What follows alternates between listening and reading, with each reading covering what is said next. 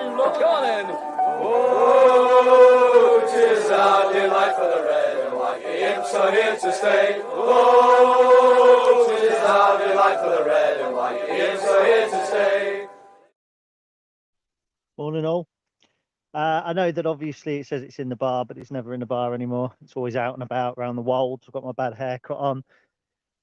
Just wanted to do a little bit of post-match about Sheffield Wednesday. It just seemed so much to talk about that I did 4,500 words on Saturday, and it hasn't actually covered one or two of the points that I wanted to make. And we're not talking about the game, unfortunately. There, I'm talking about Hillsborough as a ground, and talking about treatment probably by some stewards. Actually, I've seen some comments about stewards, and stewards search fans properly. Pyro wouldn't be in the ground. I've seen that this morning, and it's one train of thought. The other train of thought is if you don't take it, don't get in the ground, and you don't give the stewards a job to do on minimum wage. But anyway, so I'm going to just do a tiny little bit of a dog walk video. Much depends on how much the pooch wants to walk. He doesn't normally, but it's not a bad morning up here this morning. Sunny, but a little bit chilly. So first of all, who we got on board? Mr. Atkin is walking the dog with me this morning. Morning, Jimbo. We've got Chris Graham. You're walking the dog with me too. Probably, hopefully, sat in a warmer place than me.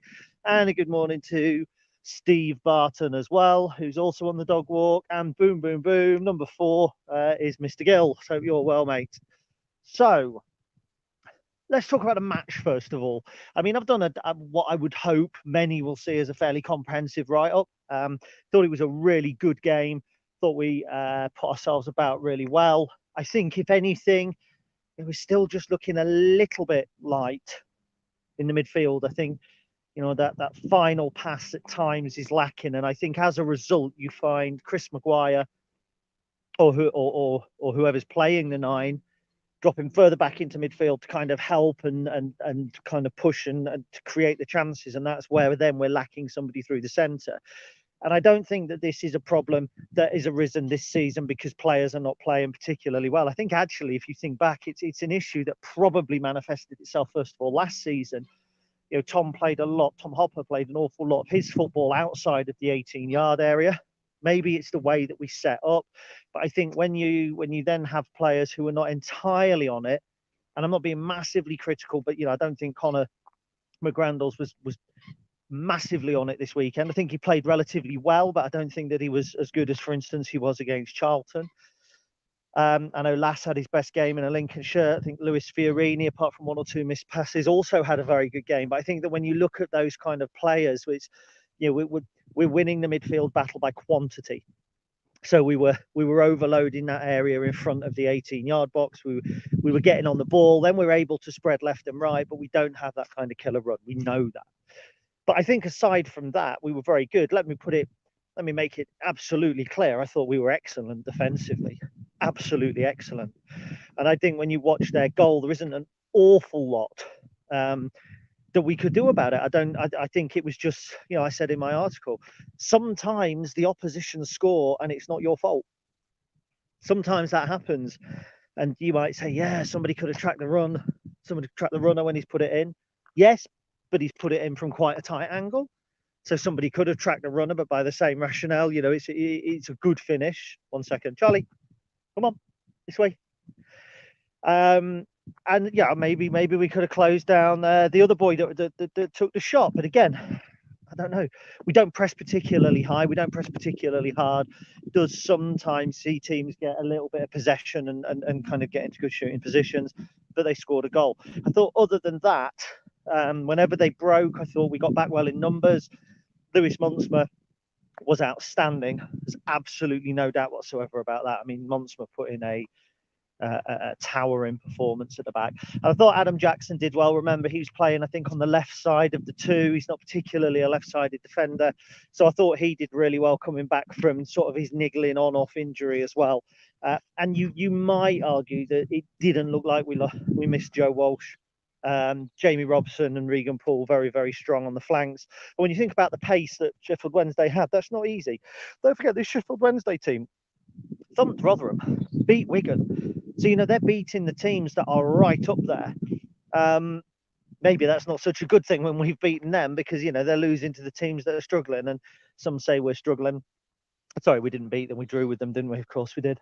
But still, yeah, very, very good result. So obviously huge news in Freddie Draper getting his debut as well. And I think that's good it's obviously good for the academy. Look, we're not pretending that our academy takes kids at 10 years old and brings them through to the first team. We do pick up players that are coming out of other academies. I think that's partly a product of the way that youth football is dealt with now. I mean, I saw last week a kid 4 signed by Arsenal. Jesus Christ. Do you know what I mean? That's just mental. A 4-year-old. And that's heaping sudden expectation on him, and it's changing his whole outlook. By the time he's 10, if he's been with Arsenal 6 years, he's going to think he's Billy Big Bollocks. When I was 10, I was probably still picking my nose and eating it and hadn't played with a proper leather football. So yeah, I don't think that you get that kind of, from cradle to 18-yard area anymore. And whilst I appreciate that we fast track a little bit in that we've gone into kind of an age group at Derby County, for instance, where we've managed to take Freddie Draper, who I think had got an agent at the time as well. But that's the way the market is. It's a very kind of it's a very fluid market, the youth market. And whilst we do still have youngsters like Hayden Can of our own coming through, when I say of our own, I mean Lincoln boys born and bred. Yeah, I think youth systems these days are probably the much wider geographical spread than people would like to think. But Freddie Draper's come through our academy system, earned himself a professional contract and got a deal. So he is one of our own. It was sung when he came on. He had a decent enough debut, put himself about, didn't get an opportunity, but that's as much due to creativity as anything. I don't think we put the balls in the area. I think he's going to be a star. And I think when sometimes you see young players come in, and I'm not meaning any sort of offence to these players at all, but you think about Martin Pembleton, Gary King, Ollie Ryan, kind of Adam Curley, players like that who come through, they've done well for the youth team, and they come on and they don't do anything majorly wrong. And you say, oh, that's not a bad debut because they didn't do anything majorly wrong. And, they try. And I'm not saying that they're bad footballers, but it was always going to be a very, very big step.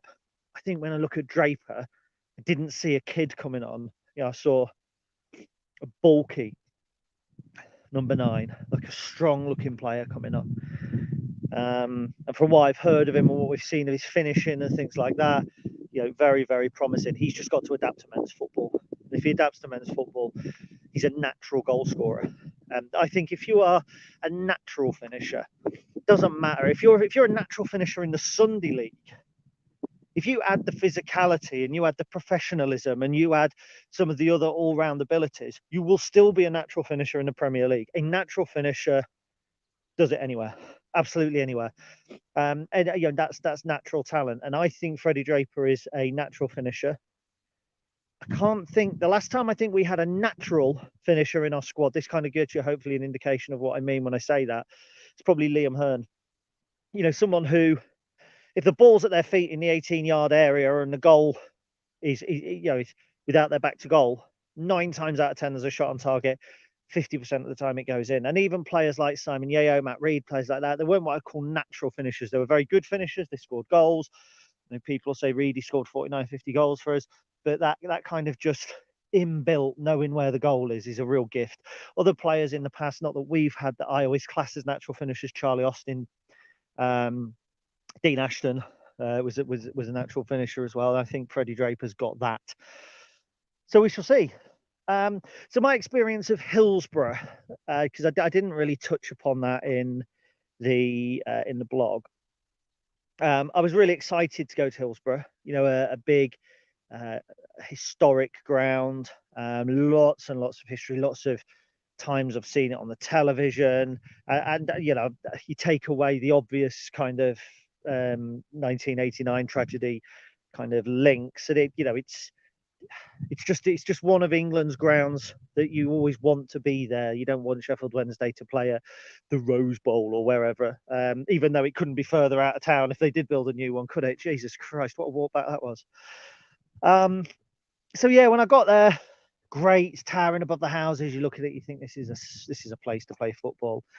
And then I got in the concourse at the back. You can kind of tell its age, can't you? It's built in a bygone era. I mean, those alleyways to get from the concourse into the ground, one person wide? You couldn't get one down and one out.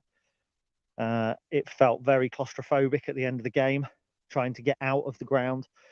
It was, really, really tight. Heard some very, very unpleasant comments from one or two Lincoln fans about the tragedy, which absolutely zero place for at all.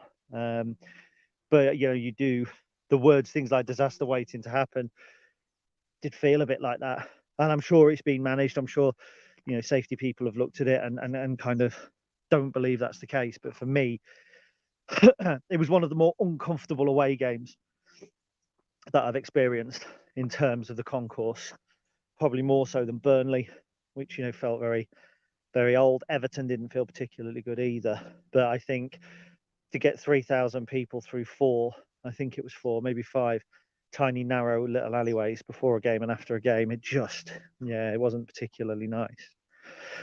On the other hand, as I said at the top of the show, I saw some criticism of stewards because the pyro got in, was thrown by one of our own fans. I use that in inverted commas, because I've not got words for it. Take pyro to a game, not for me, but I can see it. I can understand it. Where was we away? I was away a few years ago and we scored and the pyro went off, and you get caught up in the moment and it kind of, it's part of the atmosphere and it's what you see on telly, and it's held up, it's held up in Europe as kind of like, look at these great fans with their pyro and their flags and this and that. And I understand it. I don't condone it. I understand it. Throwing it into a group of your own supporters at completely random, I don't understand that. And I'll move on to some fans in a minute. I don't get that. That man was hurt. He was hit on the head. Smoke went off in people's faces, and I'm not one that says if you let pyro off, it can kill if you hold it and all that. I think that goes a little bit over the top. But if you start throwing things at people's heads, that can kill. Simple. Say what you like. You hit somebody in the wrong place, that can kill. It's like when you read that people have been punched once and it kills them, it can happen. So for me, it was utterly, utterly moronic. But it's got in the ground. People blame the stewards. Harsh. You're telling these people on minimum wage, search everybody. And some football fans are intimidating. And if you're, let's say, 20-year-old doing the stewarding, and suddenly a gang of 30 pissed up lads who have all just been loaded on a tram by the police turn up, start giving it big, it's really, really not easy for you to then, right, I'm searching you. I had in my pocket when I went into the ground, like a little bag with some Pro Plus, because I've been out and pissed the night before and I'm 42, and heartburn tablets in. And to a normal observer, that could actually look like a little baggie full of, I don't know, pills or whatever. And they didn't pick up on it. So, I've never actually seen a flare. I've never seen a pyro. I don't know how easy it is to pick up in a search. But, if you don't take it in, the stewards don't have that problem, do they? Now, I had an experience with the stewards, not that kind, which made me think, actually, they got a really harsh deal. I am afraid of heights, believe it or not. And whilst it might not have felt particularly high to you at the back of the stand, I was 2 rows from the back, about row 31, 32. I got sat down in my seat, and it became instantly obvious there's no way I could watch the game there. When I get a high, I know I climbed the mountain, but when I get high up and there's certain trigger factors, like a roof that starts low to my head, but then ends so high, I just feel like, shit, I'm on the edge. So I had to get out of my seat, and I had to go and find a steward. And I kind of said, look, I can't sit in my seat, but a friend of mine has got a spare seat next to him. Can I go down to him, sit in that seat? If there's a problem, then obviously, and they were absolutely brilliant, and they were understanding, and they were, I'm going to say sympathetic, because I'm not a sad case. Do you know what I mean? I thought they did very, very well, indeed. So, that's just a kind of on the flip side. I think it's sometimes very easy to instantly go, that group is at fault. The stewards are at fault because we brought pyro in. Don't take it in. Don't get it at fault. As Rach Ward says there were no female stewards, so women were not getting searched. I know that's kind of one problem that occurred in the past at Stevenage, wasn't it? That they were giving people smuggling stuff in with Grimsby fans were giving it to the women because there was no females stewards, so males were searching the women, which isn't acceptable. So yeah, there's a problem nationwide around stewarding at the moment, and that's in terms of numbers more than anything. It's very, very hard to get enough stewards to adequately do a football match. So yeah, to blame the stewards for the pyro is a bit like blaming Smith and Wesson when you commit an armed robbery. And as a fan base, we have a responsibility not to police ourselves, but as a fan base, we have a responsibility to acknowledge, I think, when things are going wrong within our own group. And that moves me on really to the final element. You know, I went to Sheffield Wednesday away against Scunthorpe almost 10 years ago now, and they were the maddest away fans I've ever known. They were drinking in the street. I saw one guy headbutt a police horse, which was odd. But by and large, they were well behaved. But they were the sort of fan base that, you know, if I went into the middle of them and took off a shirt and I was in red and white, I think I would have got filled in. There wasn't the air of menace. They were just, you know, when I say proper fans, they're like a combination of what I would class proper fans, you know, lower league fans, passionate, go home and away, but on a larger scale. You know, Man United fans these days, but Pete, if you're listening, I apologise, but by and large, you know, there are a lot of tourists at big games. You know, Arsenal Fan TV show you what type of fan base they've got. Sheffield Wednesday are that blend between the old school and huge numbers. So I thought that there would be trouble. I didn't wear any colours. I try not to at certain away games. I didn't know how we were getting to the ground and getting back. I thought that the problem would be Sheffield Wednesday fans. I didn't think that the problem would be Lincoln City fans. And coming away from the game, I do think that some of the stories that I've heard, and you know, I didn't see them firsthand. So I could cop out and say, you know, they're not proven, or by repetition, I'm kind of repeating something. But the ones that I've seen from people whom I have respect for are horrific. Lincoln fans punching shirted Sheffield Wednesday fans on the tram to get them back off, swearing at fellow Lincoln City fans for complaining about being squashed on the trams. Yeah, I saw the group moving through town. I can't confirm exactly what it was that they were singing, but I'm pretty sure that it was a hugely offensive song, racially offensive song. If that's not the case, I'm happy to be corrected, but they were certainly singing a song that was offensive in some way. You're just a town full of whatever the town was full of. You know, it was meant to be derogatory. The pub that I came outside of, that we walked past whilst going down to the car park, it was a carpet of glass. And I'm not just talking about a couple of bottles, a couple of cans, a couple of glasses. I'm talking about a carpet of glass for, you know, 4 or 5 meters of glass spanning the whole path, the same path that, you know, women are pushing pushchairs down going to the shops. I don't get it. And look, I understand, right? If you're a football fan and you go into a pub and they refuse to serve you because you're a football fan, you are being profiled. I understand that. But the reaction to that is not disorder, because you are then fitting in with that stereotype. And when I talk about disorder, I'm not talking about smacking people about. I'm not talking about groups of fans coming together. You know, disorder is smashing glasses and bottles on the street in the middle of the day. I mean, if I was to walk into Louth right now and go to Tesco's, and outside Tesco's there was one guy smashing bottles on the floor, that would be regarded as antisocial behaviour.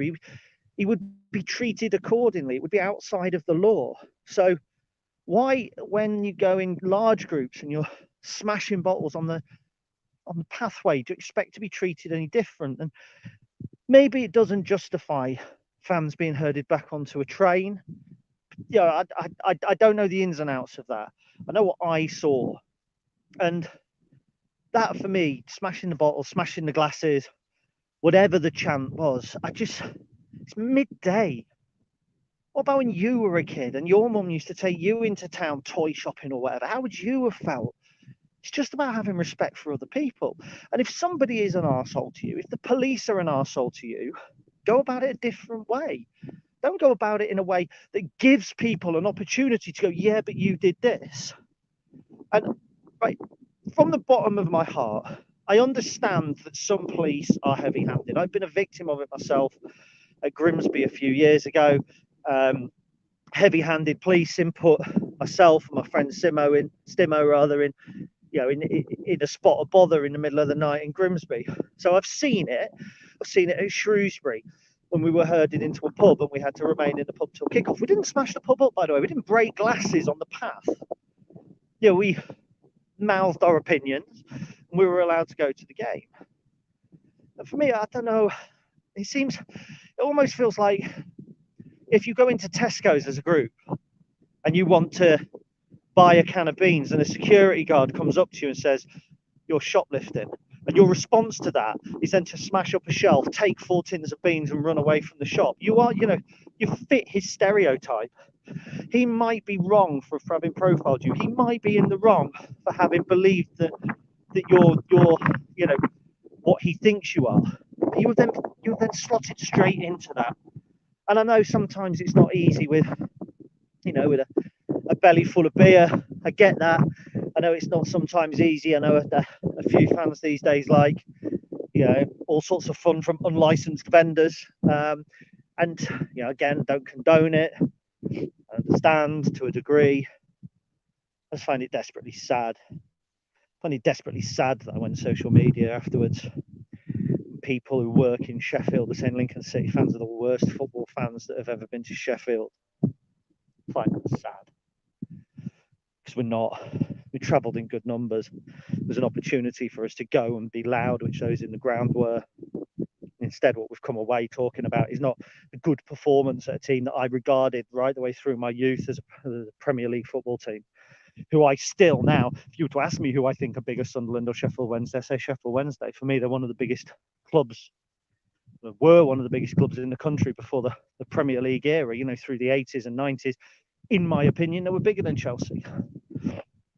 They were bigger than teams like that. They were just on the cusp of the Big Five when I was at school. It was a huge, huge game, a huge opportunity for us as a fan base to go to prove what we were about, show that we are Lincoln City. Yes, we take more than Championship clubs brought you. And what we've actually done is just come away with so many positives, a bag full of negatives as well, and just find it really upsetting, if I'm honest.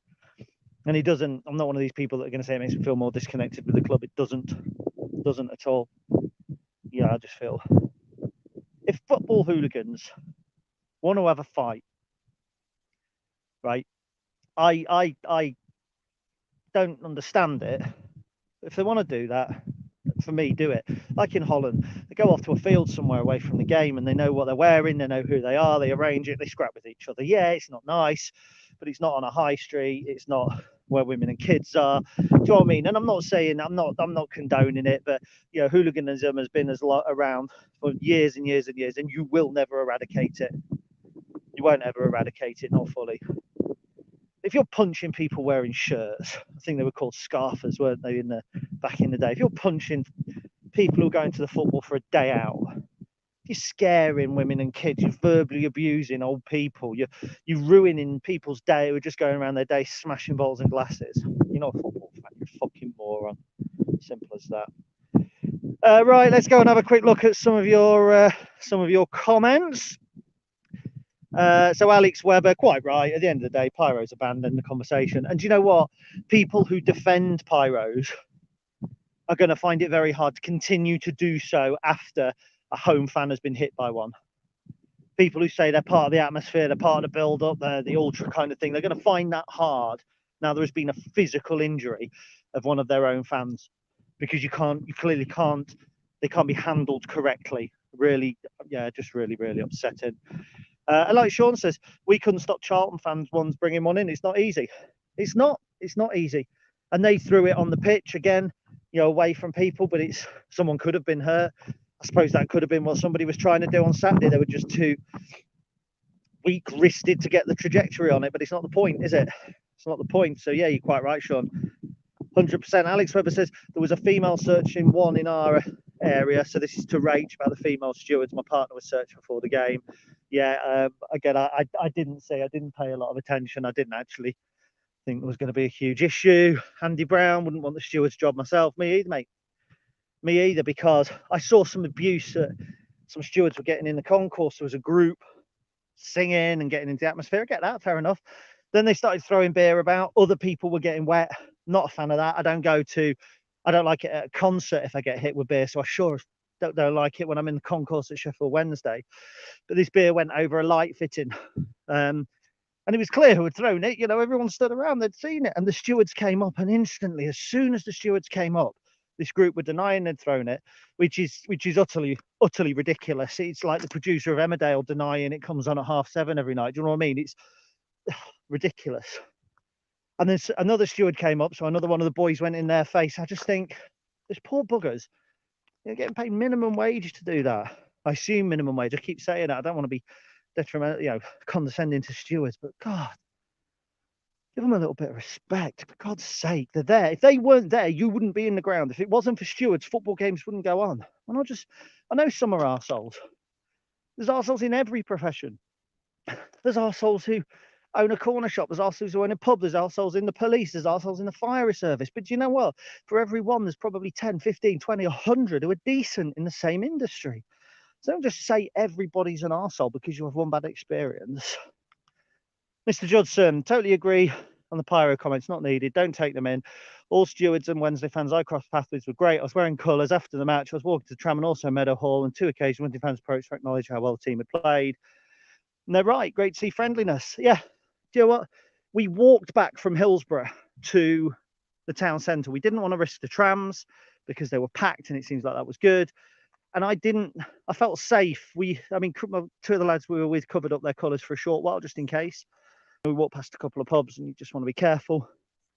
But, there was an atmosphere in town beforehand, but I actually think that some of that has been created by our own fans as well. Jacob, it was good to see you briefly, pal, on Saturday, very briefly, but he totally agrees as well. Fair play. Neil says, I find it embarrassing to be branded the worst fans. The minority win out yet again. Indeed. So Jacob says there was people fighting on the tram. James says, why can't we go and just enjoy the football? Look, everybody enjoys their days differently. I get that. I understand that.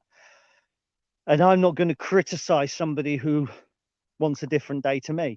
Someone wants to start drinking at 9 in the morning and do whatever they want to do. Fair enough. That's up to them. When it affects other people, that's when it comes into a problem. I say live and let live. Anyone can do anything they want until it has a significant negative impact on somebody else that they can't help. And at that point, that's when you have to rethink. It's that simple. And Alex Webber, no issues with Wednesday fans. They were great and had a laugh with a few. Yeah, as I say, the only thing I think I wrote in my article was there was a group of them being escorted to a tram, and just for a second, it didn't look nice. They walked past this lane end and they kind of stared at me and my mates, and you'd think, oh, this isn't great. And the police said, wait there, lads.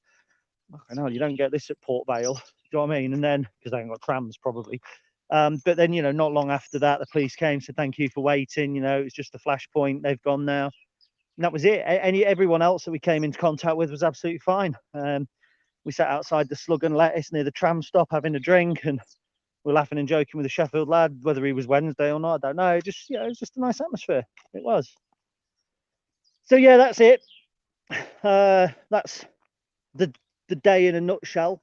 Oh, hang on, Charlie, come up. I've got to go quickly. Goodbye.